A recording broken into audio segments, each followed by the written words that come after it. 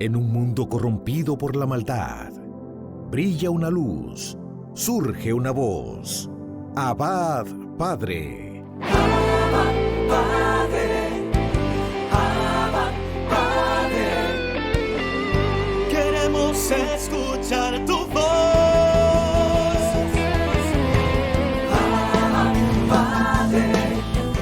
Abba, Padre. Vente tu Espíritu, Señor. Abba, Padre. Abba, Padre. Queremos escuchar tu voz. Y ya con ustedes, sus anfitriones. Abba Padre Internacional, aquí estamos en una nueva entrega de este programa de Abba Padre Internacional. Hoy quiero decirte que el Padre de la creación, por su palabra, ha ido creando lo visible y lo invisible. Y Él, con ese poder de esa palabra, también nos ha creado para nosotros ser portadores de la gracia. Invoquemos la presencia del Señor. Gracias a nuestro hermano Luis Espinal y a todo el equipo de Abba Padre. Muchas bendiciones para ustedes. Ven Espíritu Santo. Ven y tócanos en este día, Espíritu Santo. Muévete en cada uno de nosotros, Espíritu Santo. Mira que solo somos instrumentos tuyos, Espíritu Santo de Dios. Ven y tócanos y guíanos en este día, Espíritu Santo. Mira que no somos nada sin tu presencia en nuestras vidas, Espíritu Santo de Dios. Ven a nuestras vidas, Espíritu Santo de Dios. Espíritu de Dios, fuego abrasador,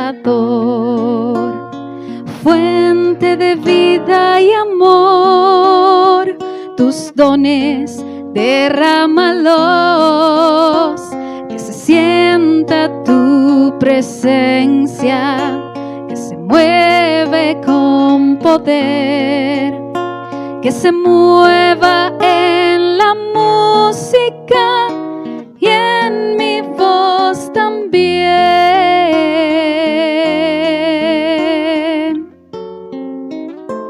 Que todo aquel que escuche sienta tu poder, que abra el corazón y deje que mores en su interior. Espíritu Santo, ven, ven. Espíritu Santo, ven, ven.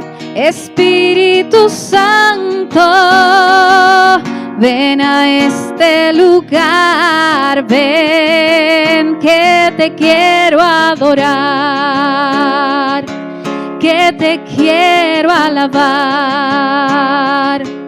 Ven a este lugar,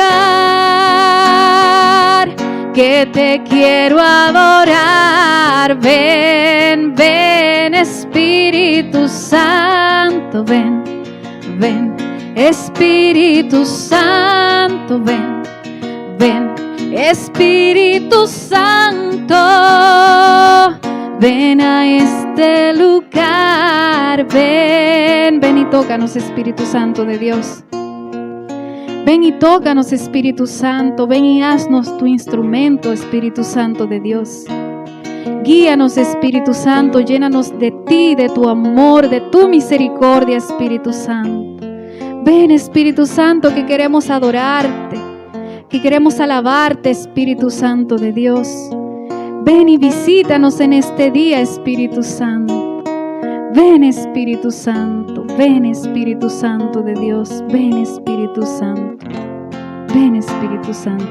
Que te quiero adorar, Señor. Que te quiero alabar, mi Dios. Ven a este lugar,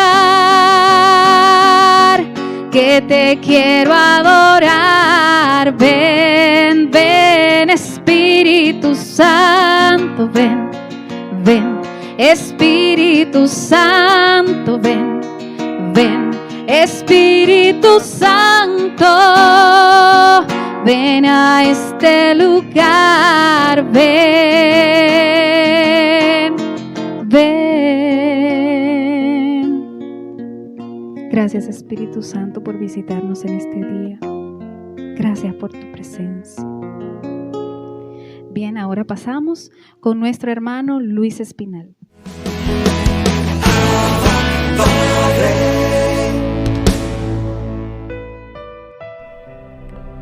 Mis hermanos, en el día de hoy reflexionamos sobre el Evangelio de San Marcos en el capítulo 4, versos del 1 al 20. En aquel tiempo, Jesús se puso a enseñar otra vez junto al mar. Acudió un gentío tan enorme que tuvo que subirse a una barca, y ya en el mar se sentó y el gentío se quedó en tierra junto al mar.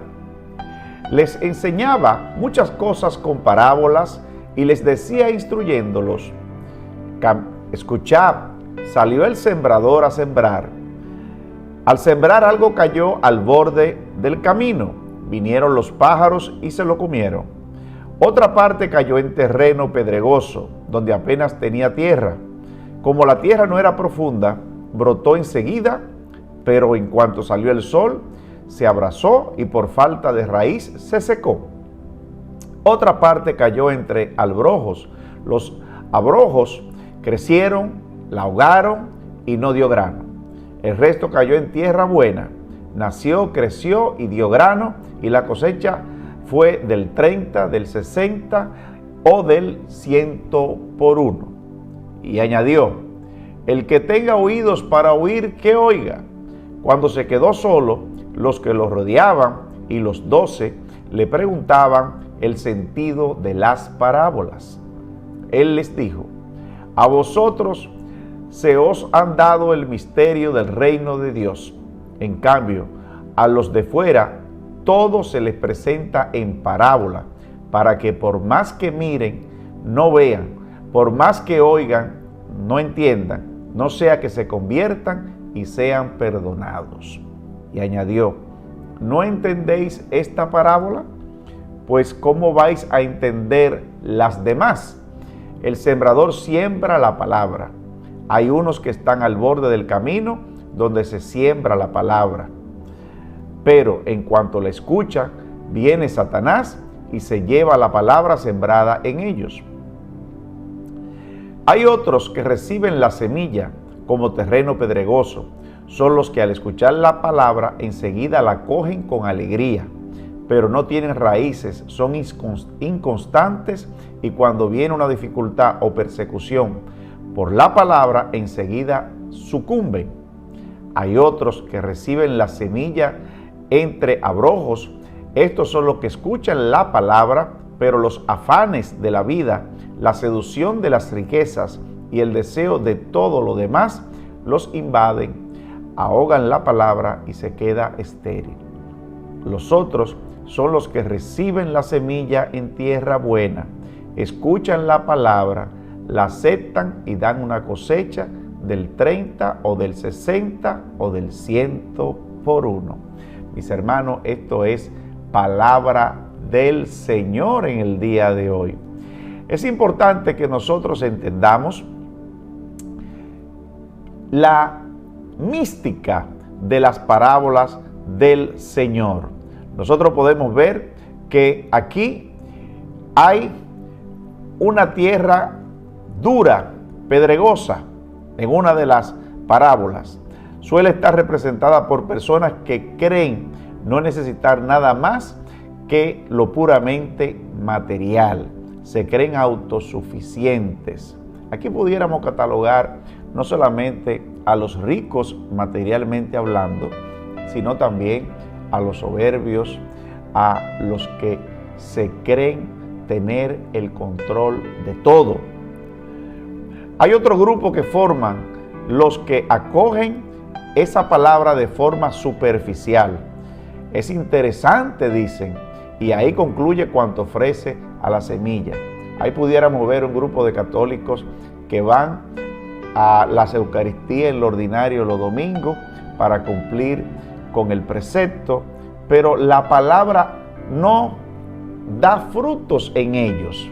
La semilla sembrada no es multiplicada, la cosecha no se expande, no pasan al servicio, solo se quedan en una escucha superficial.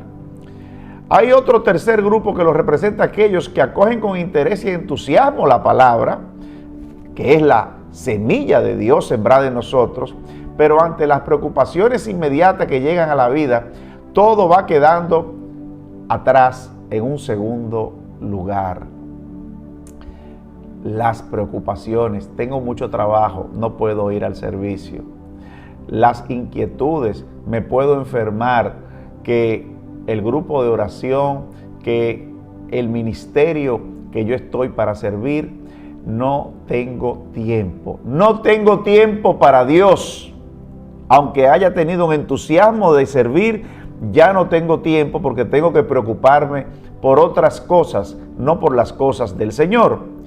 Y un cuarto grupo lo forman las personas que acogen, valoran, aprecian la palabra y la cuidan para que produzca fruto en abundancia. Son personas que han sabido colocar sus intereses en una escala de valores que comienza por apreciar la palabra. El mejor valor, el mejor regalo es recibir la palabra, poder reavivar el don de Dios que hemos recibido y poder servir con amor. El Catecismo de la Iglesia Católica, en su numeral 546, cuando habla de los 12 y de las parábolas, se refiere a cómo nosotros podemos comprometernos con la palabra. La palabra se hizo carne y la palabra era Dios y la palabra es Dios. Que por el poder de la palabra, esta palabra del día de hoy despierte en ti una mayor entrega y pases a un servicio por la caridad que el Señor quiere que tú puedas dar para beneficio de la comunidad donde te desempeñas en medio de los que te rodean. Bendiciones.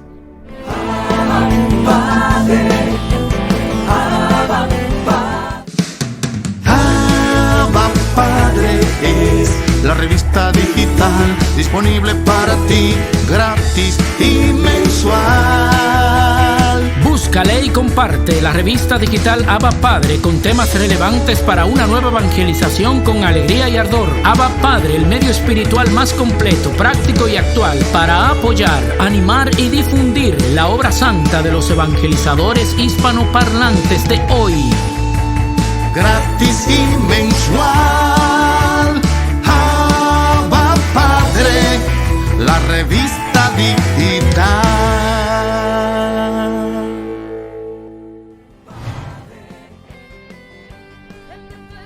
Los santos y santas han sabido expandir la palabra del Señor por donde quiera que le ha tocado caminar. Han podido sembrar en tierra fértil.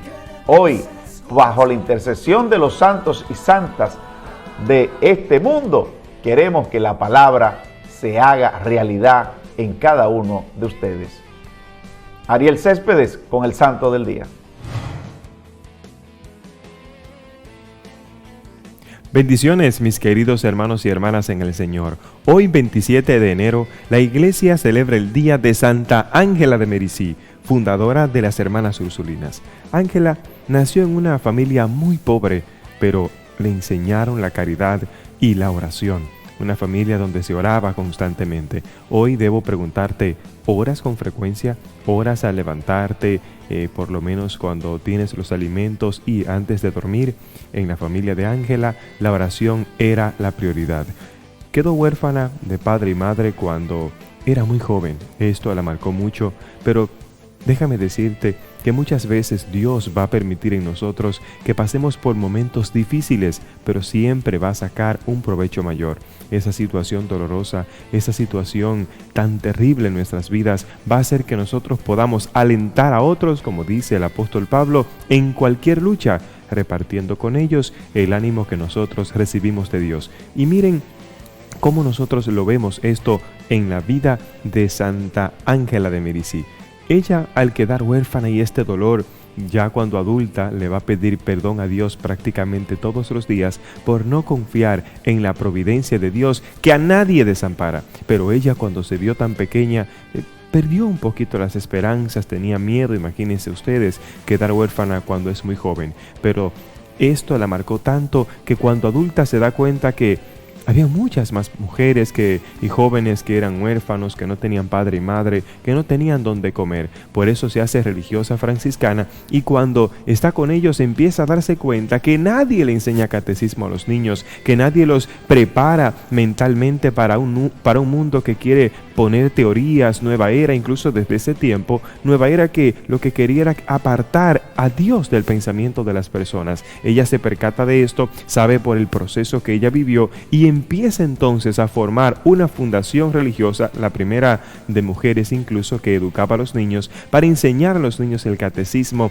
para prepararlos a ellos en conocimientos que no permitieran que ellos se apartaran del Señor aun cuando mayores. Y esto dio resultado, fue buscando a sus amigas y en la casa de sus padres, ahí fundó esta comunidad. Le puso las hermanas Ursulinas en honor a Santa Úrsula, esta mártir del siglo IV de la Iglesia. Por eso hoy es un día para que nosotros meditemos.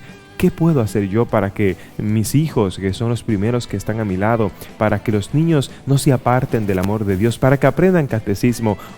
Santa Ángela se dio cuenta que a los niños en aquel entonces ni siquiera le enseñaban catecismo. Sus padres o no querían o no les importaba eso. Por eso hoy debemos preocuparnos porque nuestros hijos vean menos televisión, menos muñequitos, menos YouTube, y que puedan leer. Porque déjeme decirle, en la casa de Santa Ángela de Merici todos los días se leía la vida de un santo, y esto fue influyendo su comportamiento y su vida. Por eso hoy te pregunto, ¿qué es lo último que ven tus hijos antes de ir a la cama? ¿Qué es lo primero que ven cuando despiertan? ¿Qué se pasan el día haciendo? Por eso hoy es un día para preguntarnos, cuestionarnos y reconocer, como diría el santo cura de Ars, que de nuestros hijos tengo que dar cuentas al Señor. Un día una persona le preguntó en la calle, ¿qué puedo hacer para poder comportarme bien? Ella dijo, sencillo: vive todos los días como si hoy fuera tu último día y deberías darle cuentas al Señor. El último día, cuando ya haya parte de este mundo a la casa del Padre,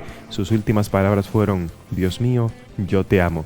Una mujer que apenas había hecho los estudios primarios terminó dándole consejo a gobernantes, obispos, sacerdotes, porque ella había recibido el don del consejo. Si quieres conocer más de la vida de Santa Ángela de Merici, te invito a que la busques en nuestro canal de YouTube, Ariel Céspedes Vargas, y también te invito a que nos sigas en las redes sociales como Facebook e Instagram. Que Dios te bendiga.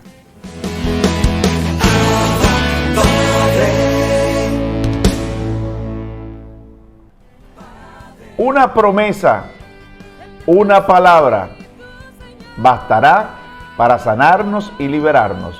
Y esa promesa, hecha palabra, es la persona del Espíritu Santo. El Padre Osman Maldonado, desde Ecuador, conociendo la persona del Espíritu Santo. Ven, Espíritu Santo, instálate en mi corazón. Conforta mi corazón. Quédate conmigo para siempre. Mis queridos hermanos, estamos meditando en este tema de la sobria embriaguez del Espíritu Santo. Y según los padres de la iglesia, pues ya nos han dicho que esta sobria embriaguez del Espíritu Santo nos lleva a un conocimiento divino, sobrenatural de Dios. Y esta sobria embriaguez también permite al cristiano enraizarse en Cristo, edificar la vida en Cristo. Y San Agustín nos dice: no dejen que el Espíritu Santo se aleje, no expulsen al Espíritu Santo de sus corazones. Pues ahora seguimos meditando sobre esta sobriedad espiritual en el Nuevo Testamento, para San Pablo, ¿qué significa ser sobrio? Para el apóstol San Pablo, ser sobrio, en la lengua original griega, simplemente significaba santísimo, sano y cabal o sensato. En cambio, en la Biblia pasa a significar algo mucho más elevado que la simple sensatez, el equilibrio natural o el dominio de sí mismo. Nos dice Pablo en la epístola a los Romanos: no piensen en grandeza, que los atraiga lo humilde. No muestren suficiencia. Romanos 12:16. Entonces el apóstol San Pablo nos dice que ser sobrios en el Espíritu Santo, vivir esa sobriedad espiritual, significa ser humilde. Por eso dice: no piensen en grandezas, que los atraiga lo humilde. ¿Y por qué nos debe de atraer lo humilde? ¿Y por qué debemos de pensar en crecer en esta virtud de la humildad? Porque el que es humilde es capaz de reconocer que Dios es dueño del tiempo, de la historia y de la vida. El que es humilde sabe poner su confianza, su esperanza en Dios. El que es humilde sabe buscar refugio en el Señor. El que es humilde sabe invocar la presencia del Espíritu Santo sobre su vida. Y el que es humilde es agradecido con Dios. El que es humilde también sabe bendecir, sabe alabar a Dios, porque Él merece toda la alabanza. Por eso el apóstol San Pablo nos dice: no piensen en grandezas, que los atraiga más bien lo humilde. Que los atraiga lo humilde, es decir, que nuestra vida debe de estar escondida en el Señor. Nuestra vida debe estar siempre a la espera, a la expectativa de lo que Dios nos va pidiendo y de lo que Dios va haciendo. Estar a la expectativa de lo que Dios nos va pidiendo para responderle generosamente. Y estar a la expectativa de lo que Dios va haciendo en nosotros para agradecerle siempre. A eso nos lleva la humildad. La humildad nos compromete a decirle sí al Señor cada día. La humildad nos compromete a renovar nuestro amor, nuestra fe cada día en el Señor. Por eso qué importante que ser sobrio, esta sobriedad que da el Espíritu Santo, también nos conduce a la humildad. Y esta humildad es importante porque hay que reconocer que todo lo que somos, todo lo que tenemos, es un regalo de Dios. No tenemos nada propio. Lo único que tenemos propio es nuestra miseria, es nuestro pecado. Pero todo talento, todo carisma, eso es un regalo de Dios para construir su reino, para edificar su iglesia. Por lo tanto, el apóstol San Pablo nos dice entonces que no pensemos en grandezas, sino que más bien nos atraiga lo humilde. Romanos 12:16. Y en este texto, ser sobrio equivale a ser humildes, no exaltarse. No hay que olvidar que todo es don y que nada tiene el hombre de bueno que no lo haya recibido de Dios. Primera de Corintios 4:7. Todo lo que tenemos lo hemos recibido de Dios. Y si ser sobrios significa crecer en la humildad, ser humilde, es porque el Espíritu Santo nos ayuda a eliminar la soberbia de nosotros. La soberbia es lo contrario de la humildad. Entonces, el que es soberbio se vuelve autosuficiente y el que es humilde se vuelve dependiente de Dios. Esa es la gran diferencia que marca la humildad en nuestra vida. Y pues nosotros no tenemos nada. Todo lo que hemos recibido es un don de Dios, es un regalo del Señor.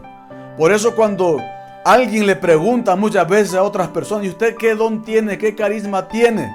Uno puede decir simple y sencillamente: yo no tengo nada. Cuando se sanan los enfermos, cuando se liberan los endemoniados, yo no lo he sanado, yo no lo he liberado, porque yo no puedo hacer nada.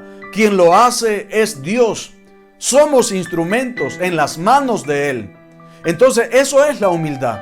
Pero en la medida que yo digo: yo tengo tal don, tal talento, tal carisma, eso no es humildad, eso es soberbia. Porque todo lo que hemos recibido, dice la palabra, nos lo ha dado el Señor. Entonces, ¿pero para qué? Para que engrandezcamos su nombre, para que proclamemos sus maravillas, para que podamos dar testimonio de Él.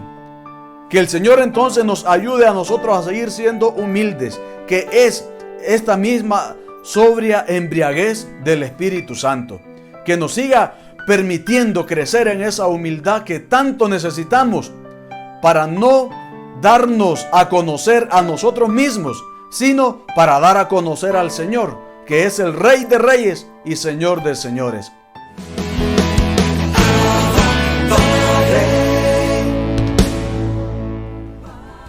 Libérame, Señor. Padre Rubén Sosa. Bendiciones, queridos hermanos. Qué bueno que nos volvemos a encontrar en este programa. Abba Padre, en este segmento, Libérame, Señor, Libérame, Jesús. Agradezco a Dios esta oportunidad, a don Luis, a toda la Renovación Carismática y a todos los hermanos que nos siguen a través de los medios de comunicación y de las redes sociales.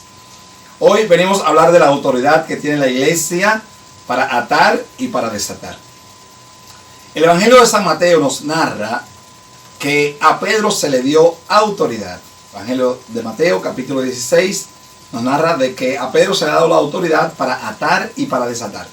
Que todo lo que ate en la tierra quedará atado en el cielo, y todo lo que desate en la tierra quedará también desatado en el cielo. En conceptos espirituales, también la iglesia, como depositaria de la fe, la depositum fide, tiene la autoridad para atar y para desatar. Puede atar espíritus inmundos y puede desatar bendiciones para ti. Por eso hoy, en este día maravilloso, en el que la iglesia se regocija y se llena de alegría por la fe de todos los carismáticos, de todos los seres humanos, que junto a Pedro reciben la autoridad para atar y para desatar, nos confiamos en el Espíritu Santo. El Espíritu Santo que nos mueve a santificarnos. Recuerden que el Padre crea, el Hijo redime y el Espíritu Santo santifica. Por consiguiente, nosotros los carismáticos que estamos llenos del Espíritu Santo, ahora nos sometemos a esa dinámica de autoridad dada por el mismo Jesús en la persona de Pedro y por consiguiente a cada uno de nosotros. Invitamos a todos los hermanos carismáticos entonces a saber que tienen autoridad para atar todos los espíritus inmundos. Obviamente, esto no quiere decir que usted va a ir por las calles ahora a todo el que tenga un espíritu inmundo para atarlo, para encadenarlo, para hacer un exorcismo. No. Recuerden en el programa pasado, en el segmento pasado de este programa, que hablamos de que la iglesia para los exorcismos ha dedicado personas que son cualificadas, autorizadas por el ordinario del lugar, es decir, por el obispo, en nuestro caso, en la República Dominicana, en esta arquidiócesis de Santo Domingo, por nuestro arzobispo. Así, en todas las diócesis del mundo hay personas que son cualificadas, autorizadas y nominadas para esta misión. Por consiguiente, ¿cuáles son entonces los espíritus que yo puedo atar con esa autoridad que se me ha dado a mí como sacerdote y supongamos a usted como laico? A ti, por ejemplo, que no eres exorcista, puedes atar, encadenar en esta tierra y serán atados en el cielo todos los espíritus que componen tu vida, es decir, todos los espíritus inmundos que han sido enviados o que tú has buscado o que han llegado por diversas maneras a tu vida, a tu familia, no a la del vecino ni a la familia del vecino. Esa autoridad es doméstica, iglesia doméstica, para atar y encadenar todo espíritu inmundo que llegue a tu vida, no a la vida del otro. ¿Qué puedo desatar? Bendiciones. ¿Para quién? Para mi vida y para la vida del vecino. Ahora sí, cuando se trata de desatar bendiciones, lo puedo hacer no solo para mí, sino también para el que me rodea, para mi vecino, para mi próximo. Por consiguiente, la autoridad de atar y de desatar cuando se trata de espíritus inmundos solo comprende a tu persona. No puedes hacerlo para el otro, a menos que tú tengas la autoridad, la delicadeza, la misión de tu obispo, de tu ordinario. En la República Dominicana hay obispos que han nombrado a laicos, en casos extremos, pero son los obispos los autorizados a nombrar exorcistas. Pero en cuanto a ti, que tienes espíritus inmundos, puedes entonces liderar con eso, con esa autoridad que se te ha dado, de atar, de desatar, de volver y estar en comunión con toda la iglesia. Invitamos a todos los carismáticos a asumir esta autoridad hoy, que en Pedro es depositada, en cada uno de nosotros es reclamada. La autoridad del bautizado, la autoridad de la iglesia doméstica, como familia, como iglesia doméstica que eres, tienes autoridad. Sobre todo a ti, papá y mamá, tienes la autoridad sobre tus hijos. Conozco padres que tienen hijos que están bregando con drogas, con vicios, que viven sometidos a miserias, a espíritus de muerte. Tú tienes autoridad, papá. Tienes la autoridad, eres el pastor de esa grey. Y obviamente la iglesia te la ha confiado. En el sacramento del matrimonio te han confiado el poder tener esa autoridad. La iglesia, como depositar la fe, la depositum fide, la que ahora te la otorga, para que tú también tengas autoridad sobre tus hijos en esta materia espiritual. Te bendigo como tu consagrado de Dios, en el nombre del Padre, y del Hijo, y del Espíritu Santo. Amén. Que pases feliz día.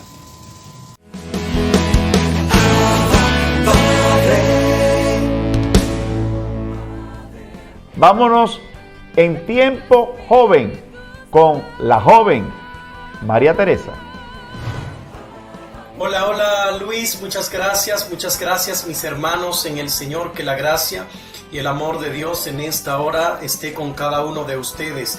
Una vez más, una entrega más de este su programa Abad Padre, y este es su segmento Tiempo Joven. Jordi Núñez aquí con ustedes para compartir esta experiencia de fe y hablarte a ti, joven, que está caído, que te sientes triste, que te sientes cansado, cargado, agobiado.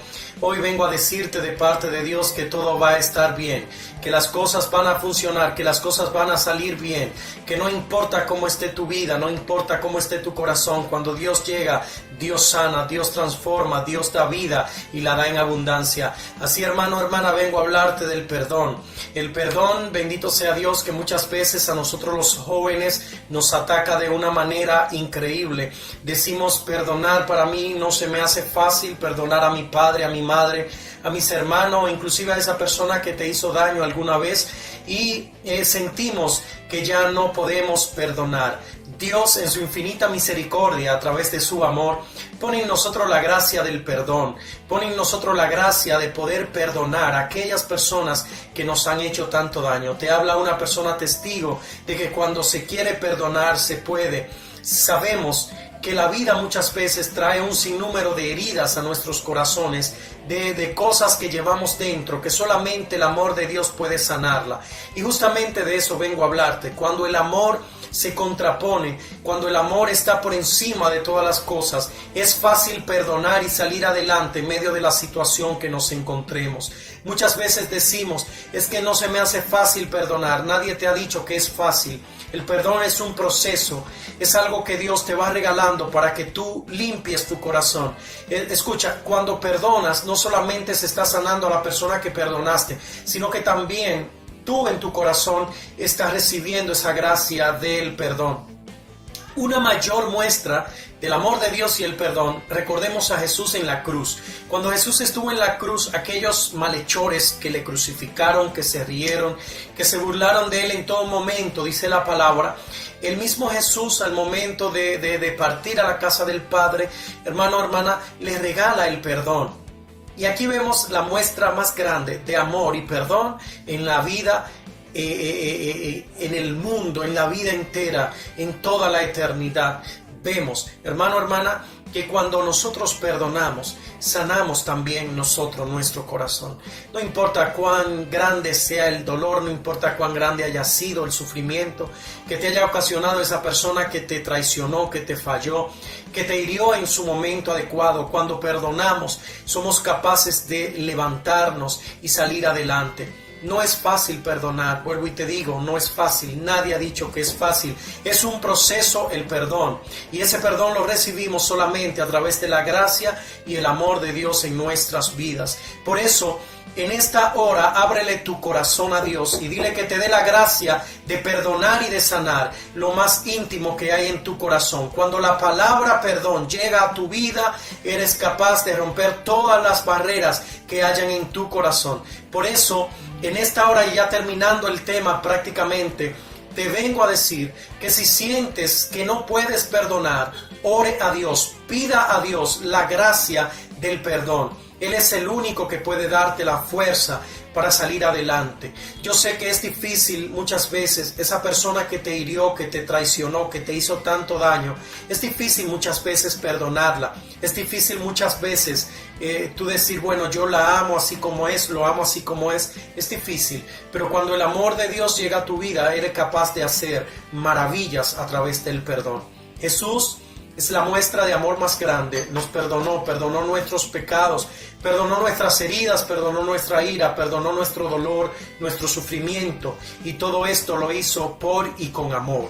Por eso, ábrele tu corazón a Dios en esta hora y dile, Señor, enséñame a perdonar aún aquellos que tanto daño han hecho a mi corazón, aún aquellas personas que tanta herida han traído a mi vida. Y quiero decirte y orar por ti para finalizar. Padre, en el nombre poderoso de Jesús, en este momento, Señor, te doy gracias por cada persona que está ahí, Señor, cada joven que trae herida y guarda dolor en su corazón, para que a través de la gracia de tu Espíritu Santo tú le perdones, tú le sanes, tú abras, Señor, su corazón, y el entendimiento y el Espíritu Santo llegue a cada uno de ellos en este momento, y que tú le puedas dar la fuerza necesaria para perdonar al ser que tanto daño le ha hecho. Señor, sana las heridas, sana el dolor, sana el vacío que hay en el corazón de cada uno de los jóvenes.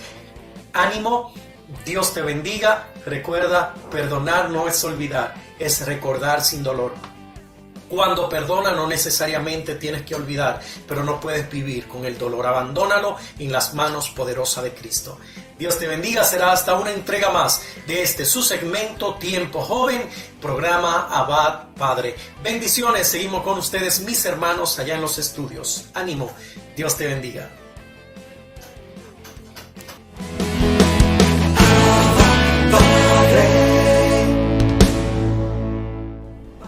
Desde Puerto Rico, el hermano Moisés Ríos, en el segmento Dones y Carismas. Saludos, amados hermanos, que el amor del Padre, la paz del Hijo y el fuego del Espíritu Santo esté con cada uno de ustedes.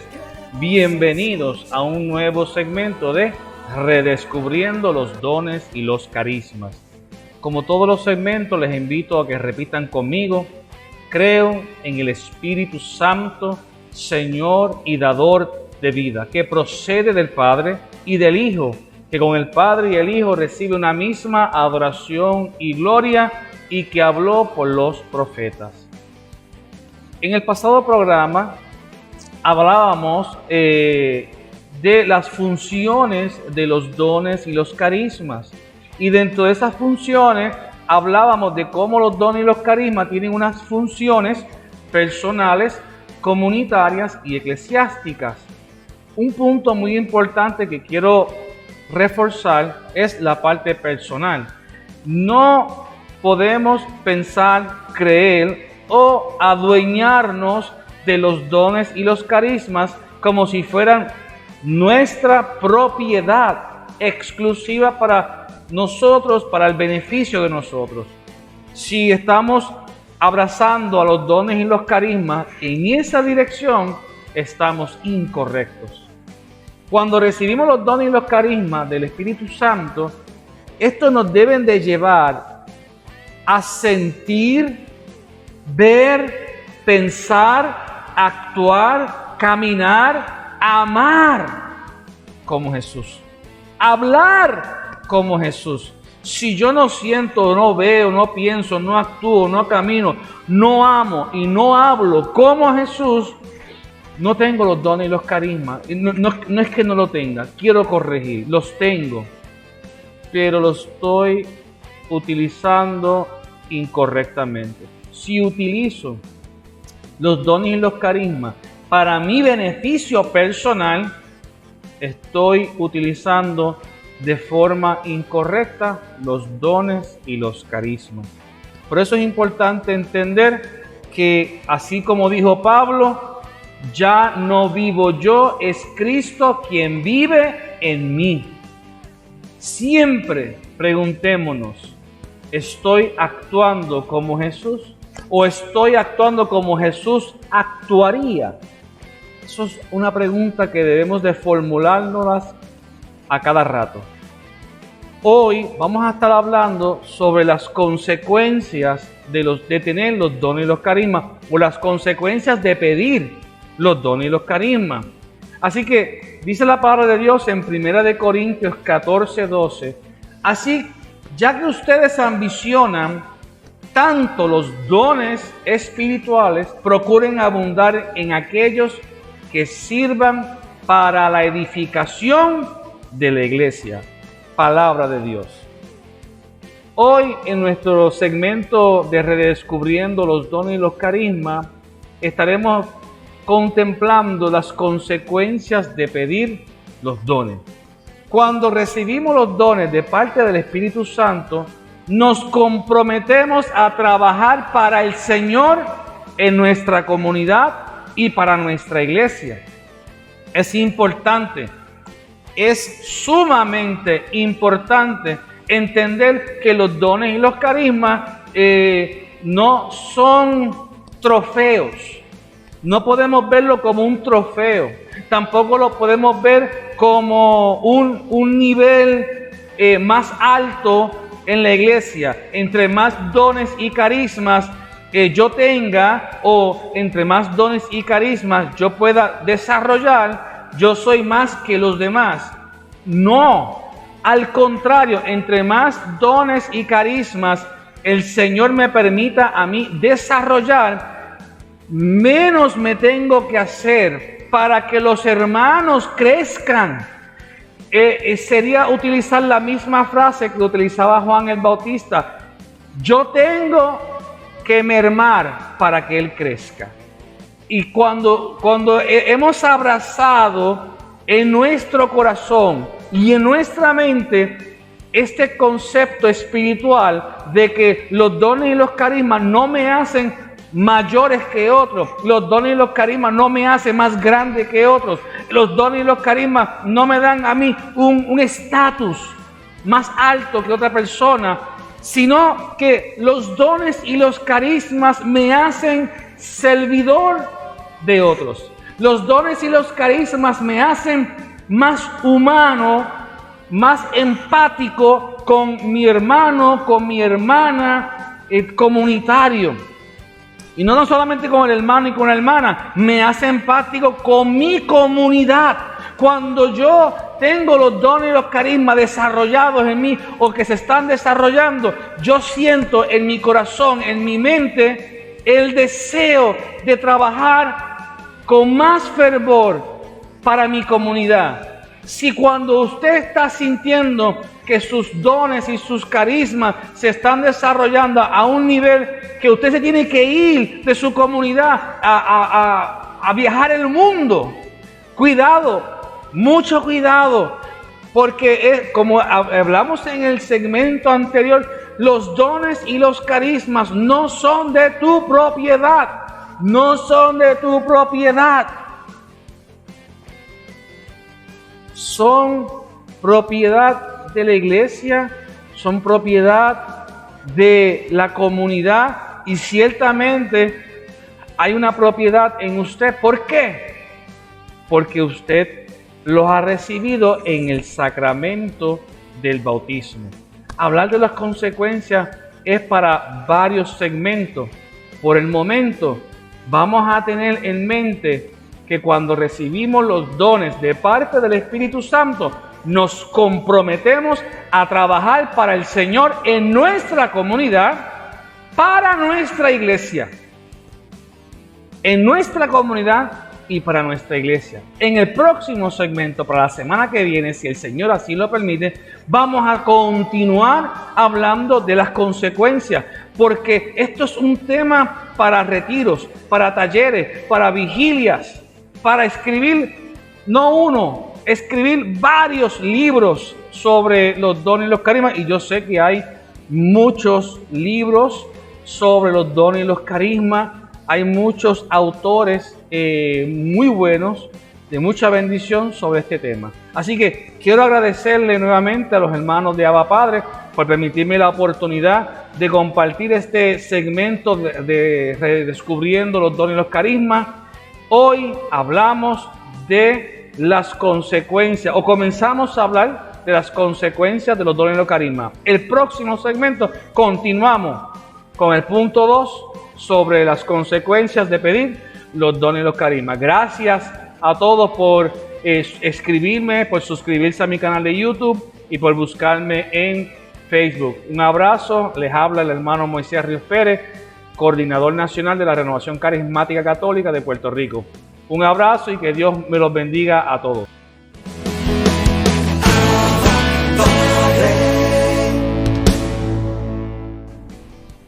Fray Jorge Jiménez, paz y bien, este segmento cortesía del sacerdote capuchino. Comenzamos saludando al Señor como solía hacerlo San Francisco.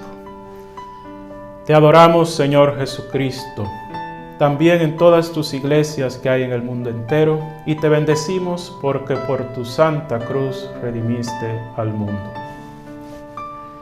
Continuamos la serie de reflexiones dedicadas a conocer mejor a Francisco. El segmento anterior lo hemos dedicado a la primera parte de nuestra reflexión respecto a los resultados de la experiencia de Francisco con los leprosos, a partir de sus mismas palabras en el testamento. Y apartándome de ellos, los leprosos, aquello que me parecía amargo se me convirtió en dulzura del alma y del cuerpo. Y después me detuve un poco y salí del siglo. Este segmento lo dedicaremos a la segunda parte de dicha reflexión. Nos detendremos sobre todo en la expresión y después me detuve un poco y salí del siglo. La experiencia de encuentro con los leprosos marcó el inicio de la conversión de Francisco. La práctica de hacer misericordia con los leprosos había dejado impreso en Francisco una nueva sensibilidad teológica que envolvía todas las dimensiones de su existencia. Pero era solo el comienzo de su camino espiritual. Francisco continuó afianzándose en su proceso de conversión a través de diversas experiencias. Será un tiempo en general difícil y solitario para Francisco, pues no encuentra mucho apoyo o acompañamiento para clarificar sus inquietudes y poder responder a ellas en el modo deseado. Sin embargo, será a su vez un tiempo decisivo en la toma de decisiones importantes y muy enriquecedor para la clarificación y desarrollo de las intuiciones originarias sobre las cuales Dios comenzó a construir en él el edificio espiritual. En su testamento, Francisco se refirió a este período de su vida e itinerario espiritual cuando inmediatamente después de concluir la descripción de su experiencia con los leprosos, continuó diciendo: y después me detuve un poco y salí del siglo. En este poco de tiempo, aunque Francisco no haga hecho alusión explícita en el testamento a ninguna de ellas, deben situarse dos experiencias muy significativas y recordadas de su proceso de conversión, que fueron transmitidas sobre todo en las hagiografías. La experiencia orante de Francisco delante de la imagen del crucificado en la iglesia de San Damián y el despojamiento de Francisco delante del obispo frente a las acusaciones de su padre. Ambas experiencias merecen ser resaltadas y comentadas, pues nos ayudan a conocer mejor el proceso inicial de construcción de la espiritualidad franciscana. La experiencia orante de Francisco delante de la imagen del crucificado en la iglesia de San Damián no es presentada en la primera hagiografía escrita por Tomás de Celano para la canonización de Francisco, pues solo hace referencia a la permanencia breve de Francisco en dicha iglesia en ruinas poco antes de la persecución paterna y al trabajo de reconstrucción de esta misma iglesia que emprendió Francisco luego de su despojamiento delante del obispo. Pero en la leyenda de los tres compañeros y en otras hagiografías posteriores sí aparece resaltada esta experiencia orante de Francisco delante de la imagen del crucificado en la iglesia de San Damián. De hecho, la transmisión de esta experiencia se vincula a Clara y a su círculo, que incluye tanto a sus hermanas del monasterio de San Damián como a sus allegados, y entre ellos su primo Fray Rufino, quien era uno de los denominados tres compañeros, junto a Fray León y Fray Ángel, pero quienes posiblemente no fueron los autores de la leyenda que lleva ese nombre, aunque sí de la carta que la acompañó junto a otros textos en 1246, cuando nuevamente se estaban recogiendo testimonios sobre la vida de Francisco a petición del capítulo general de 1244. La leyenda de los tres compañeros, los números 12 y 13, destaca cómo después de la experiencia de encuentro con los leprosos, Francisco acostumbraba a apartarse a lugares solitarios para orar, pues sentía que Dios le movía a hacerlo, y que en una ocasión, estando Francisco en oración delante de la imagen del crucificado en la iglesia de San Damián, escuchó una voz que le pedía que reparara su casa, por lo que se dispuso inmediatamente a comenzar la reconstrucción de esta iglesia en ruinas. De algún modo, el mismo testamento refleja esta costumbre de Francisco durante este tiempo de ir a orar en iglesias, cuando tras referirse explícitamente a dicho poco de tiempo, las siguientes palabras con las que continúa describiendo el inicio de la conversión en Francisco son: y el Señor me dio una fe tal en las iglesias que así simplemente oraba. Finalmente, resulta oportuno comentar respecto a esta experiencia orante de Francisco delante de la imagen del crucificado en la iglesia de San Damián, que a pesar de que la leyenda de los tres compañeros no reproduce el contenido de la oración hecha por Francisco antes de escuchar la voz que le pedía que reparara su casa, y que los documentos conservados que incluyen el contenido de dicha oración, haciendo referencia al contexto en que fue efectuada, sean relativamente tardíos, actualmente no se sostienen objeciones a la autenticidad de la misma, debido sobre todo a análisis comparativos con otros escritos de Francisco que muestran recursos y estilos comunes. De este modo concluimos este segmento, que sería la segunda parte de nuestra reflexión a partir de las palabras de Francisco en el testamento. Y apartándome de ellos, aquello que me parecía amargo se me convirtió en dulzura del alma y del cuerpo, y después me detuve un poco y salí del siglo. En el próximo segmento retomaremos nuestra reflexión a partir de dichas palabras de Francisco, continuando el comentario a la experiencia orante de Francisco delante de la imagen del crucificado en la iglesia de San Damián, específicamente abordando el contenido de la oración efectuada por Francisco. Y concluiremos con el comentario al episodio del despojamiento de Francisco delante del obispo frente a las acusaciones de su padre, que sellará la salida del siglo por parte de Francisco. Paz y bien. Así despedimos este programa de Abba Padre Internacional, queriendo motivarlos a que no nos quedemos en la indiferencia, a que no nos quedemos tibios, a que nosotros podamos arder en el fuego del Señor y servir en estos tiempos tan difíciles a todos los que necesitan el aliento de la palabra del Señor a través de nuestras palabras. Bendiciones para todos.